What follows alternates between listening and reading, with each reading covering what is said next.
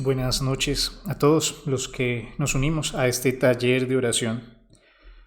Pidámosle a Dios, bendiga nuestras vidas y que la gracia del Espíritu Santo ayude a nuestra mente, a nuestro corazón, para que escuchando la palabra de Dios la pongamos por obra. Presentemos en un momento cada una de nuestras intenciones.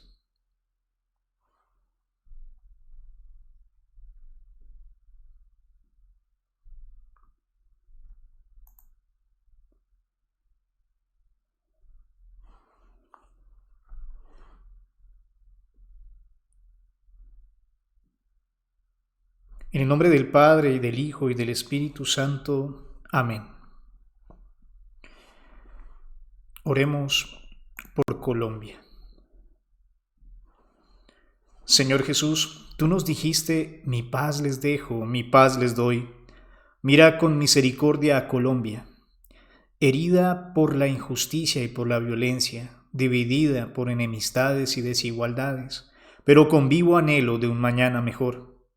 Haz que acojamos la paz que nos das. Señor Jesús, tú nos dijiste que eres el camino, la verdad y la vida. Concédenos la superación de los odios y rencores, la reconciliación de todos los hermanos. Que cesen tantas expresiones de violencia y se respete la vida. Que progrese y se consolide el diálogo para lograr la convivencia pacífica. Que se abran nuevos caminos de justicia y de prosperidad. Señor Jesús, tú nos dijiste que somos sal de la tierra y luz del mundo. Suscita en todos responsabilidad y compromiso para asumir la tarea de construir juntos un país que sea casa y patria para todos. Virgen María, Reina de la Paz, acompaña con tu amor y protección al pueblo colombiano. Dios te salve María, llena eres de gracia, el Señor es contigo, bendita eres entre las mujeres, bendito el fruto de tu vientre Jesús. Santa María, Madre de Dios, ruega por nosotros pecadores, ahora y en la hora de nuestra muerte. Amén. Gloria al Padre, y al Hijo, y al Espíritu Santo, como era en el principio, ahora y siempre, por los siglos de los siglos. Amén. Ven, Espíritu Santo, por quien se santifica toda alma piadosa que cree en Cristo, para hacerse ciudadano de la ciudad de Dios. Ven, Espíritu Santo, haz que recibamos las mociones de Dios. Pon en nosotros tu fuego, ilumínanos y elévanos hacia Dios.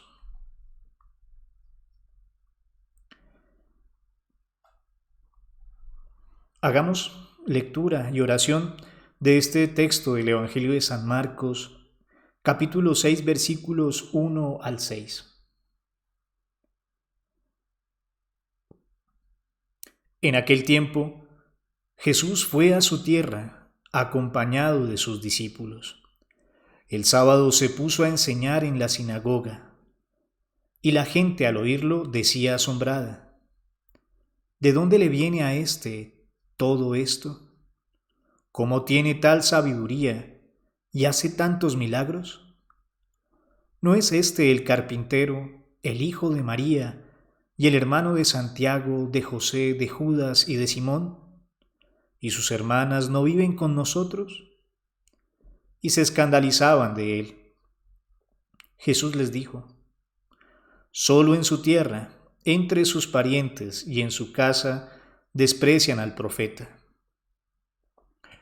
Y no pudo hacer allí ningún milagro, aparte de curar a algunos enfermos imponiéndoles las manos.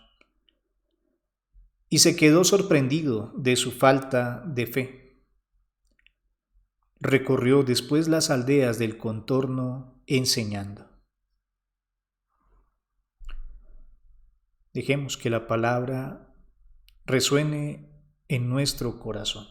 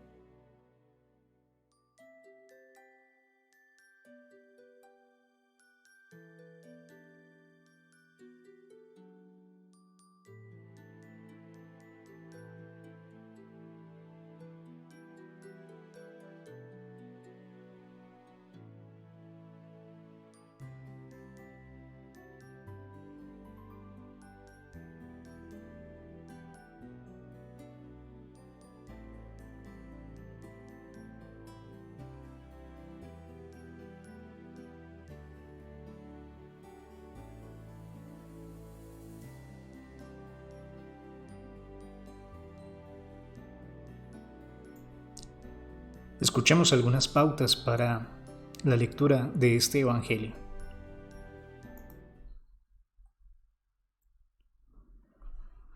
Con este texto concluye el evangelista Marcos una parte de su obra. Después de este relato que manifiesta la aceptación por el pueblo de las tesis de los dirigentes, no vuelve a poner a Jesús en relación con los representantes oficiales de la religión judía. Se ha aceptado que tienen la razón los dirigentes y Jesús queda en contra de ellos.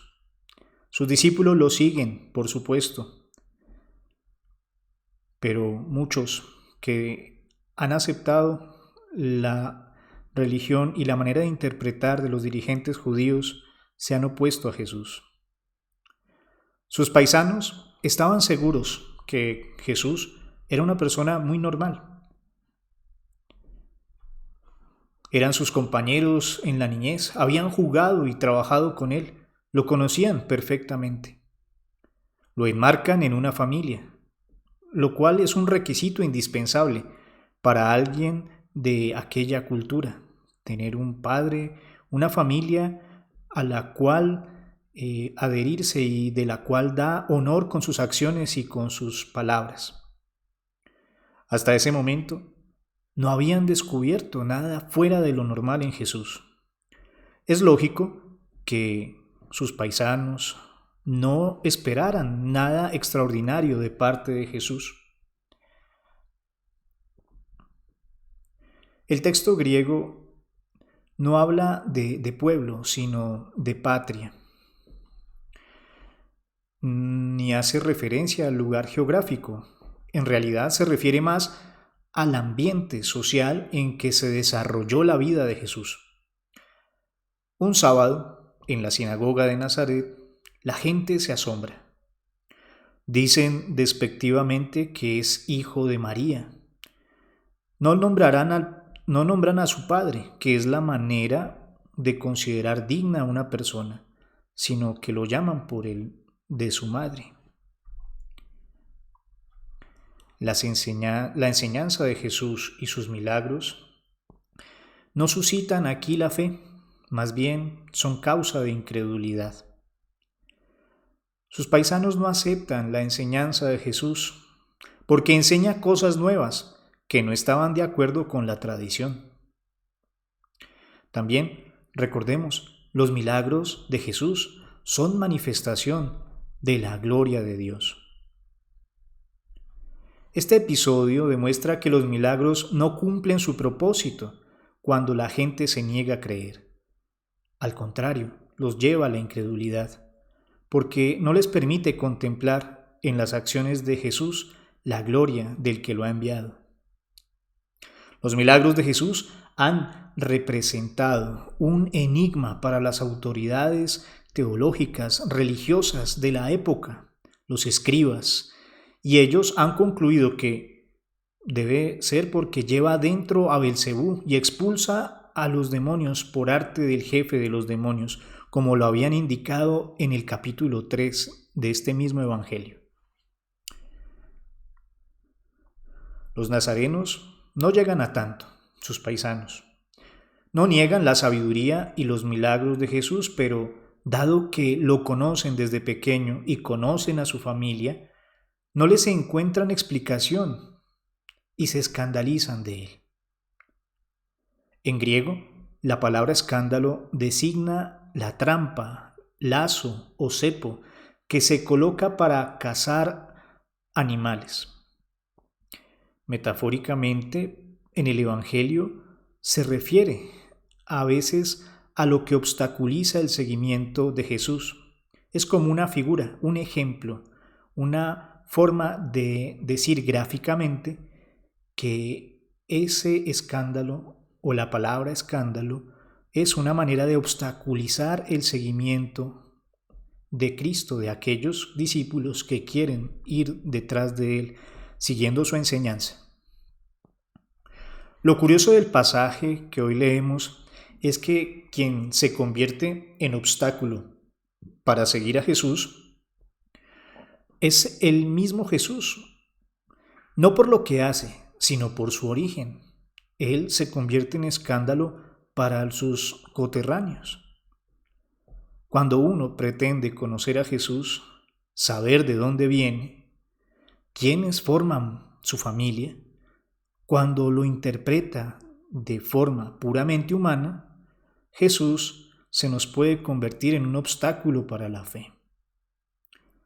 A Marcos le gusta presentar a Jesús como Hijo de Dios, pero dejando muy clara su humanidad. Por eso no oculta su asombro ni su incapacidad de realizar en Nazaret grandes milagros a causa de la falta de fe de los pobladores. Los 3 evangelios sinópticos conceden mucha importancia a este episodio de Nazaret, insistiendo en el fracaso de Jesús.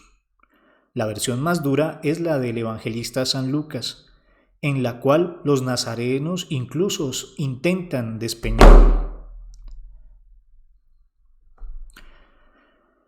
Se debe a que consideran lo ocurrido allí como un símbolo de lo que va a ocurrir a Jesús con la mayor parte de los israelitas. Solo en su tierra, entre sus parientes y en su casa, desprecian al profeta. Jesús ha fracasado en Nazaret, pero esto no le lleva al desánimo ni a interrumpir su actividad. Lo escuchen o no, dejará claro testimonio de que en medio de Israel se encuentra un profeta, y este profeta es el Hijo de Dios.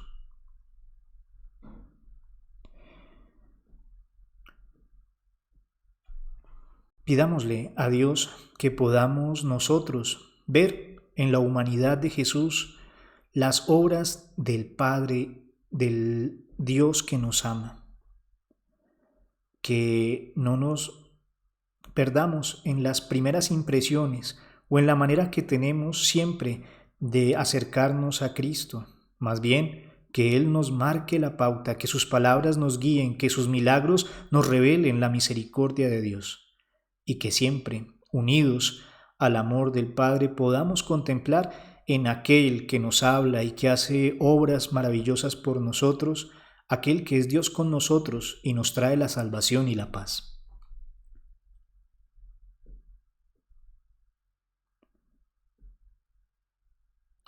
De este evangelio dice Agustín, en las concordancias de los evangelistas,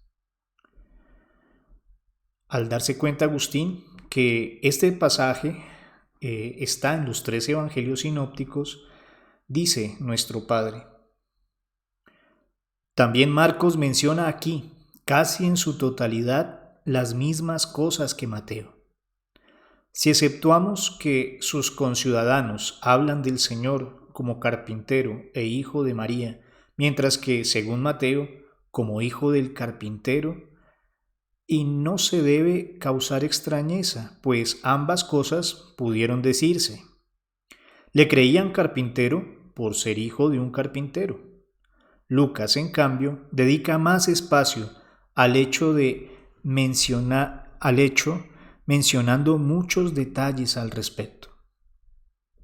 Para Agustín, es importante este texto, dado que está en los 3 evangelios sinópticos y detalla algunas diferencias entre ellos, entre la versión de Mateo, Marcos y Lucas.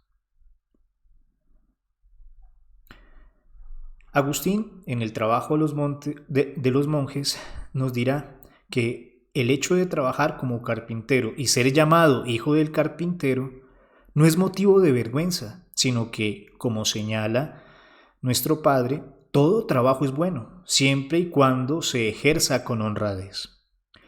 Al respecto dice nuestro Padre, si se dijera ante los judíos, no olvidemos que los patriarcas guardaron rebaños. Si ante los gentiles o paganos, estos tuvieron filósofos de gran prestigio, ejerciendo el oficio de zapateros. Si ante la iglesia de Dios, carpintero fue aquel justo elegido para ser testigo de la siempre perdurable virginidad conyugal, con quien fue desposada la Virgen María, Madre de Cristo. Buenas son, pues, todas las artes que los hombres ejercen cuando las ejercen con honradez y sin fraude.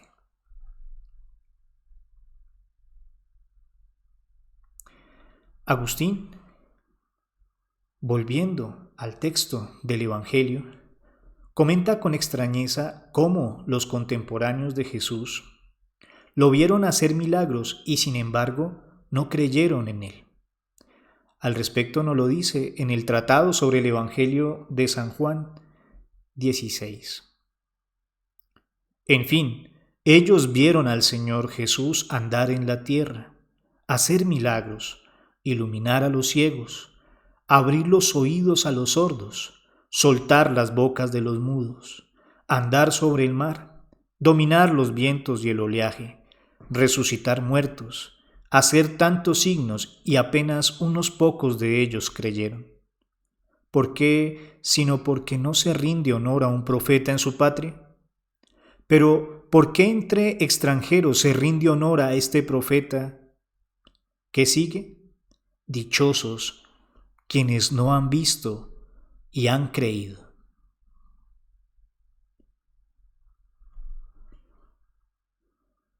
Es una predicción sobre nosotros, y el Señor se ha dignado cumplir en nosotros lo que antes elogió. Lo vieron quienes lo crucificaron, palparon, y con todo pocos creyeron. Nosotros no lo hemos visto ni tocado, hemos oído, hemos creído. Hágase en nosotros la dicha que prometió, realícese en nosotros aquí, porque se nos ha preferido a su patria, y en el siglo futuro, porque hemos sido injertados en lugar de las ramas rotas. Agustín alaba la actitud de los creyentes que, escuchando el mensaje del Salvador a través de los apóstoles, de los evangelistas, podemos encontrarnos con el Hijo de Dios, que es Jesucristo nuestro Señor, verdadero Dios y verdadero hombre. Y allí, reconociendo que muchos, aun estando en su patria, lo rechazan, alaba a aquellos que con fe lo aceptan. Y seremos injertados en esas ramas rotas que la falta de fe o la obstinación y la soberbia han alejado del tronco vivificante.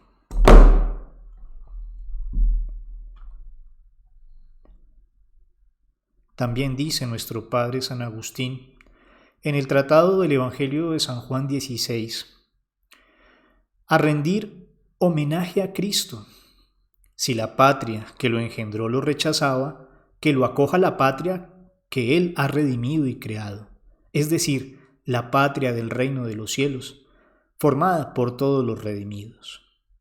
Dice San Agustín, ríndase pues entre nosotros honor al profeta, porque no se le rindió honor en su patria, no se le rindió honor en la patria en que fue creado. Ríndasele honor en la patria que ha creado. Por cierto, en aquella fue creado el creador de todo. Creado en ella fue según la forma de esclavo. Porque esa ciudad misma en que fue creado, Sión misma, esa nación judía misma, esa Jerusalén misma, creó Él en persona cuando la palabra existía en el Padre. Pues todo se hizo mediante ella, y sin ella nada se hizo. De ese hombre de quien hoy hemos oído, único mediador de Dios y de los hombres, Cristo Jesús, hombre, también un salmo había hablado anticipadamente diciendo, Madre de Sión, dirá un hombre. Cierto hombre, mediador de Dios y de los hombres, dice, Madre de Sión. ¿Por qué dice Madre de Sión? Porque de ahí recibió carne, de ahí la Virgen María, de cuyo seno fue asumida la forma de esclavo en la que se dignó aparecer humildísimo. Un hombre dice, Madre de Sión, y este hombre que dice, Madre de Sión, se hizo en ella, se hizo hombre en ella. Cierto, era Dios antes de ella, y se hizo hombre en ella. El hombre que se hizo en ella es el Altísimo mismo que la fundó, no el humildísimo. En ella se hizo hombre humildísimo, porque la palabra se hizo carne y habitó entre nosotros. La fundó el Altísimo mismo, porque en el principio existía la palabra, y la palabra existía en Dios, y la palabra era Dios. Todo se hizo mediante ella. En verdad, porque Él creó esa patria, ríndasele aquí honor. Lo rechazó la patria en que fue engendrado, acójalo la patria a la que ha regenerado.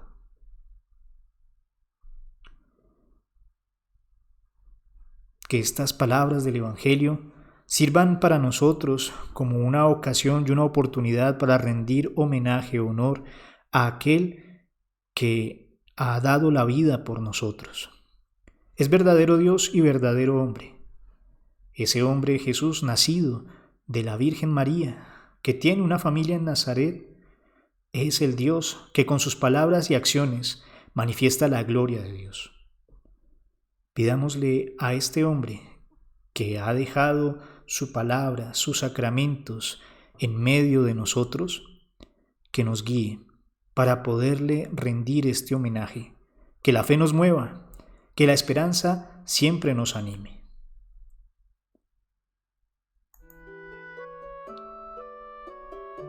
Y por eso oramos con humildad desde lo más profundo de nuestro corazón. Dichosos quienes no han visto y han creído.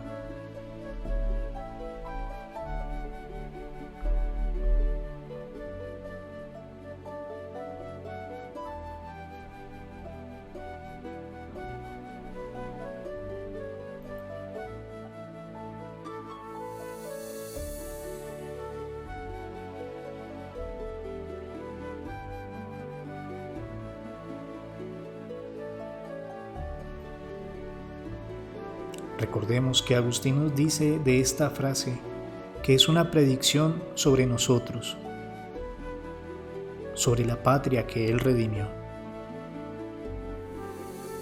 Pensemos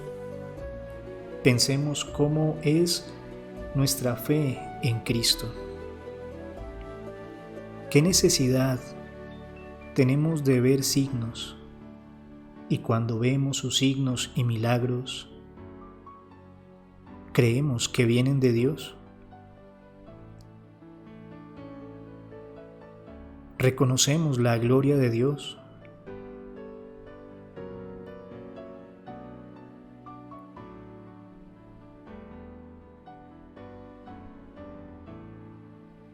¿Por qué somos dichosos cuando creemos sin ver?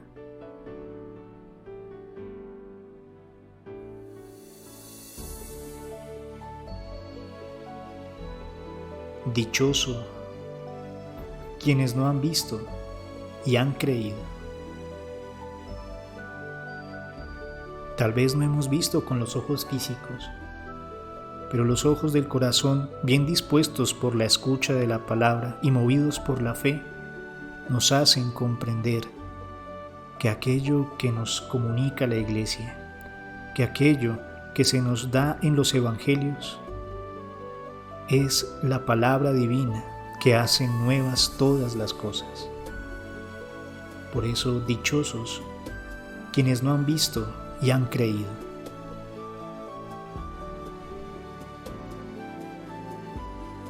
Dice Agustín, porque Él creó esa patria, ríndasele aquí honor. Lo rechazó la patria en que fue engendrado, acójalo la patria a la que ha regenerado.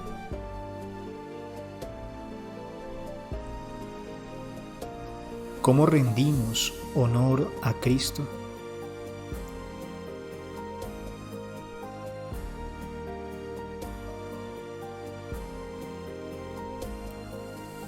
¿Cuáles son las palabras de nuestra oración?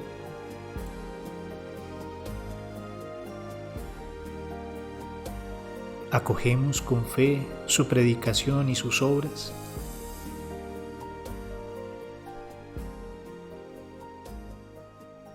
¿Qué significa pertenecer a la nueva patria que Cristo ha creado, el reino de los cielos?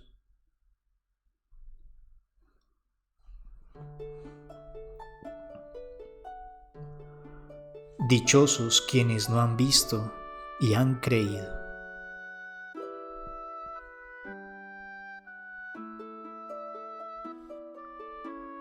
Contempla a Cristo que con humildad acepta el hecho de no ser creído ni aceptado entre sus contemporáneos. Sin embargo, te invita a Cristo a venir a ti. Sin embargo, invitemos a Cristo para que venga a nosotros, para acogerle en nuestro corazón.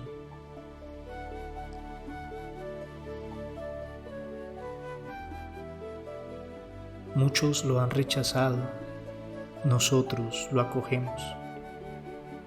Cuando lo miramos con la fe, cuando escuchamos con amor. Dichosos quienes no han visto y han creído. Es importante escucharlo, pero más importante acogerlo. Tengo dudas, pero decimos, aumenta mi fe.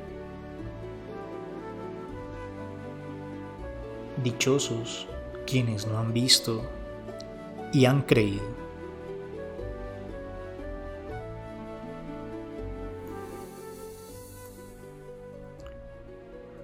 Contempla los milagros que Dios hace en tu vida. Que esta contemplación se convierta en una alabanza agradecida a Dios por todo lo que hace con nosotros.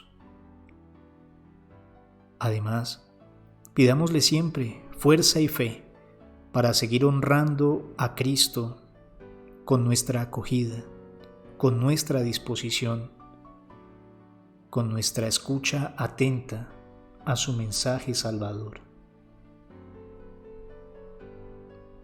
Y en ese corazón creyente, amante y lleno de esperanza, digamos, dichosos quienes no han visto y han creído.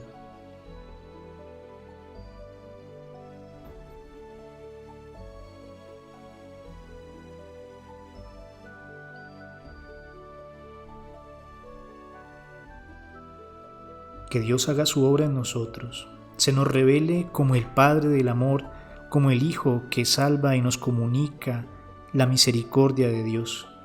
Que su Espíritu siempre nos dé los dones proporcionados para acoger en fe aquello que se nos da en nuestro Señor.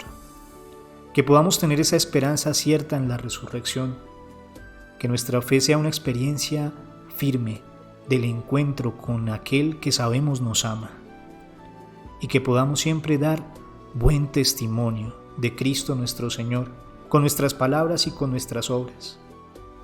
Que podamos dar cuenta de aquello que hemos visto y oído, de sus palabras, de sus milagros y cómo Él hoy en día actúa en medio de la comunidad, cómo Él hoy en día en su iglesia y en cada una de nuestras vidas está vivo e intercede por nosotros.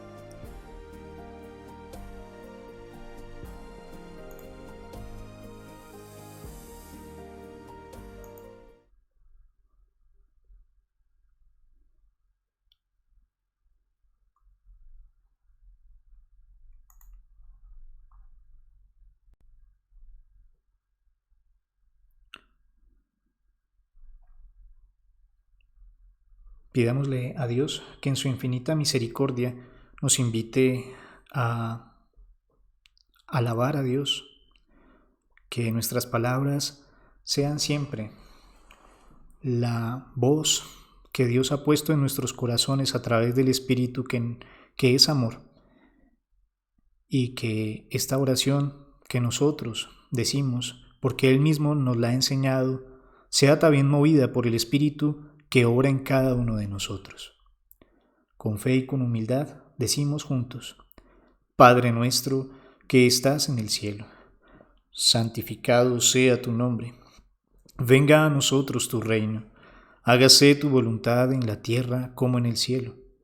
Danos hoy nuestro pan de cada día. Perdona nuestras ofensas, como también nosotros perdonamos a los que nos ofenden. No nos dejes caer en la tentación y líbranos del mal. Junto con San Agustín hacemos la oración final. Vueltos al Señor, Dios Padre Omnipotente, démosle con puro corazón, en cuanto nos lo permite nuestra pequeñez, las más rendidas y sinceras gracias, pidiendo a su particular bondad, con todas nuestras fuerzas, que se digne oír nuestras plegarias según su beneplácito, y que aparte también con su poder al enemigo de todos nuestros pensamientos y obras. Que acreciente nuestra fe, gobierne nuestra mente, nos dé pensamientos espirituales y nos lleve a su bienaventuranza. Por su Hijo Jesucristo, Señor nuestro, que con Él vive y reina Dios en unidad del Espíritu Santo por todos los siglos de los siglos. Amén.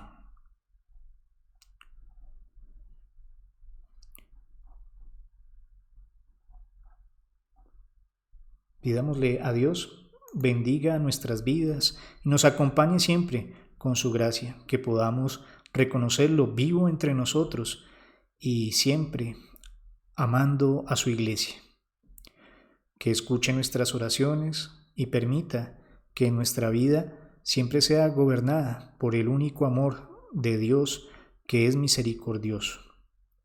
Y la bendición de Dios descienda sobre cada uno de nosotros y de nuestros hogares. En el nombre del Padre, y del Hijo, y del Espíritu Santo. Amén. Que Dios nos bendiga y nos acompañe siempre. Muchas gracias por unirse a este taller de oración.